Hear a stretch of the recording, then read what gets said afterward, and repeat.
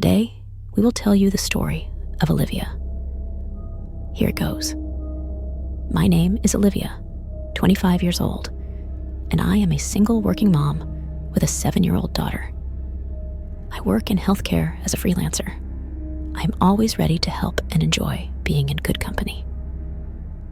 For months, I worked happily in a care center, making significant career progress. I became the head nurse, but shortly after this appointment, things went wrong.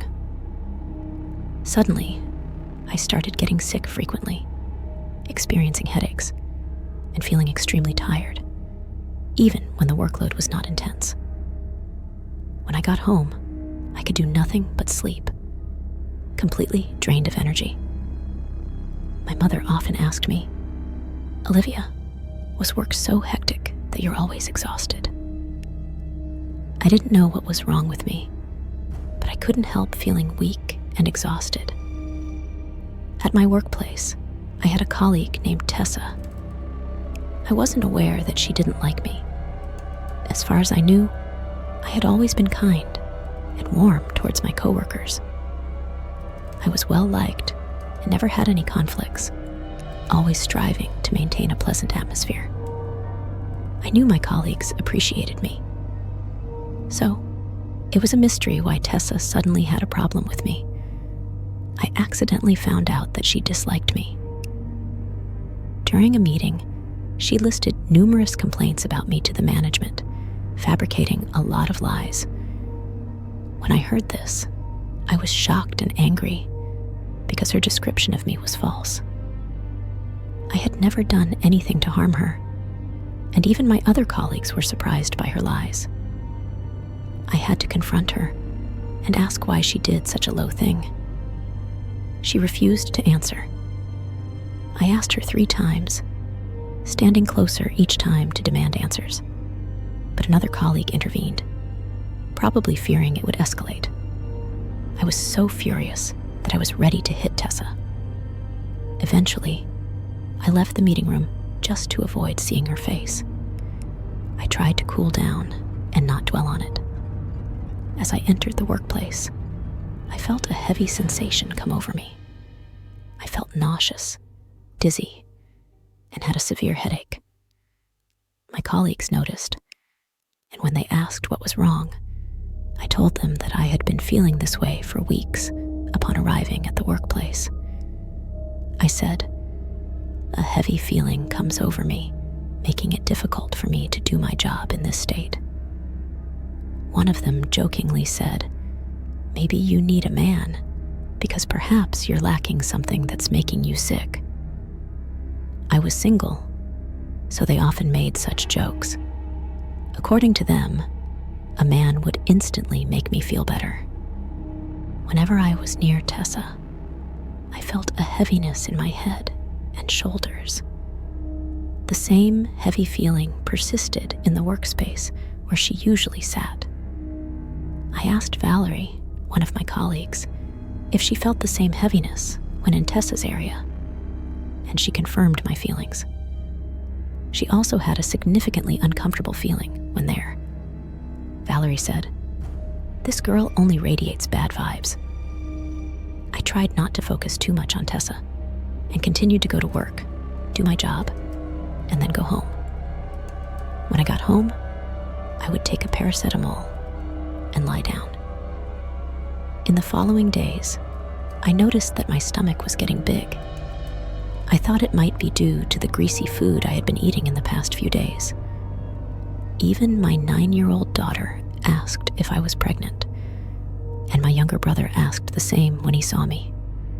This meant that my stomach looked too big, as even a child could see it. I called a friend and asked her to go to the shop to buy the fat burner drink and Ginger Slim for me. I hoped it would help me get rid of the big stomach. I received a list of instructions along with the drinks. I drank them for 2 weeks, but there was no result whatsoever. I had spent more than $60 and achieved no results. On the contrary, my stomach was getting even bigger. I I didn't want to waste more money on drinks that did nothing, so I let it be. The idea that I might be pregnant never crossed my mind because I was simply single. I hadn't had sex with anyone, no man with whom I was involved. Yet, I felt bloated, and my stomach was so large, I couldn't even suck it in. I behaved like a pregnant woman, always sleepy and craving the weirdest things to eat. But I didn't realize it myself. My family pointed out to me that it seemed like I was truly pregnant. On Thursday, I had a severe headache at work. I took 2 more paracetamol when I got home. After showering, I lay down, still having that terrible headache after 2 hours. I told my mother, "Mom, I have a really bad headache, and these tablets aren't helping." My mother said, "You look sick too. Go to the kitchen cabinet on the left. You'll find a big bottle with contents. This is a drink I got from your grandma. Drink it and then go to sleep." I think it contained strong alcohol and some herbs and sticks. As instructed, I did exactly that. In the early morning, around 1 a.m., I had a dream that I went to the toilet to urinate. While urinating, blood came out, dirty blood, then a head, only a head, followed by the torso and 2 legs resembling 2 slender sticks. Everything came out in pieces. I was shocked and started putting these things in a bag to throw away. Then a woman came and said, "Don't throw it away. Give it to me, and I will make sure it won't bother you anymore. I will bury it behind the house and keep it under control."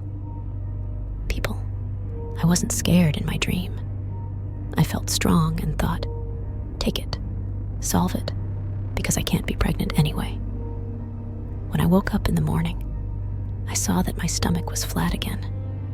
That puzzled me. How could that be?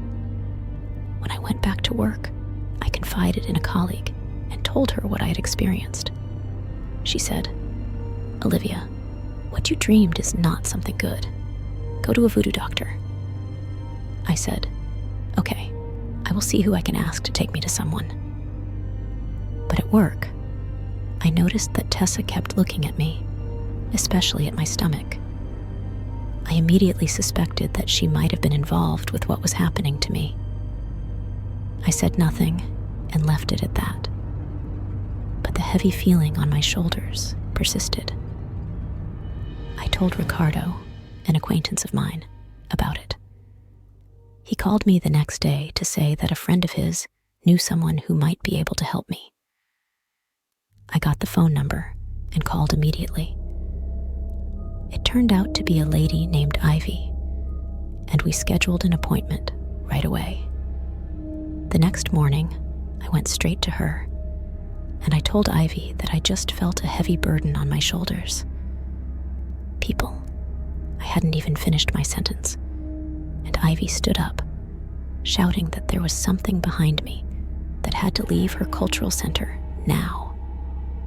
Ivy was shouting and cursing, saying, "Olivia, what's with you has been messing with you for some time. You came to me just in time." I was stunned by what I heard and looked with an open mouth at Ivy, who was talking to me with wide eyes.